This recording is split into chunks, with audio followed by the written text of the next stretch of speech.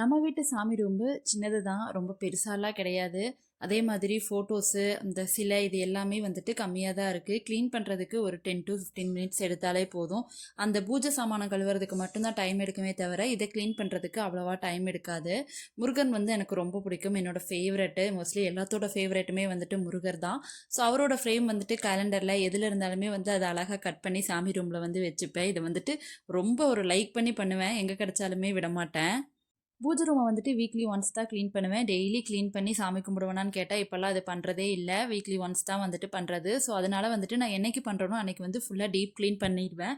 சாமி ஃபோட்டோஸ் எல்லாமே எடுத்து வச்சுட்டு அந்த இருந்த இடத்தையும் நல்லா தொடச்சி எடுத்துட்டு கொஞ்சமாக வாட்டர் ஸ்ப்ரே பண்ணி அதையுமே வந்துட்டு நீட்டாக தொடச்சி எடுத்துருவேன்.